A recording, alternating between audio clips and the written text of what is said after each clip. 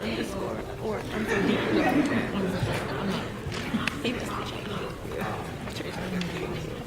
See, I almost let those haters get me down, but I am not one to put my racist problems on a pedestal, expecting kudos by expressing negativity with a positive coat.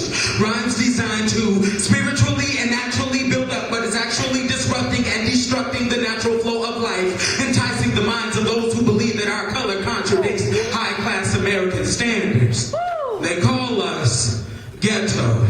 But in the words of the all too profound Langston Hughes, I too am American. I am the darker brother. And I know the difference between the baby's daddy and the father, because a father is a real brother. Not a brother that will love her and leave her or hug her and deceive her. Strong single mothers keep up the good work. We are beautiful black kings and queens, and we really know what it means to make it. Looking back, I see 400 years ago they dropped us off that boat, and now we finally stand on almost free land. And yes, we can transform this land into an oasis of freedom and justice. In the words of Dr. King, anybody hear music?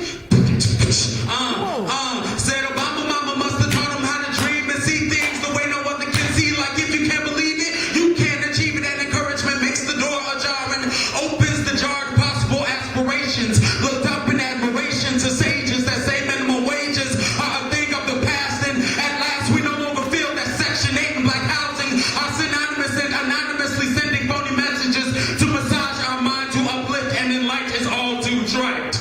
Acts of violence are committed against our own African blood brothers. Even though just 45 years ago all we could care about were one another. How we shall march and stand together. How we shall not be moved. How we shall overcome someday. We say nonviolent communities will lead us to the promised land, yet we still lead lives unfamiliar with the cases of Dred Scott and the Till. Till whistled at one of another color. Till was killed back when lynching was a fad. Countless stories so sad. In his case, his face was no more, and he suffered a forced vasectomy, stripped of his premature masculinity. But it was not a white man who did this. It was a man who did this. Mr. Bryant's clientele rebelled and forced him out of business, which tells me sometimes Americans do listen to reason.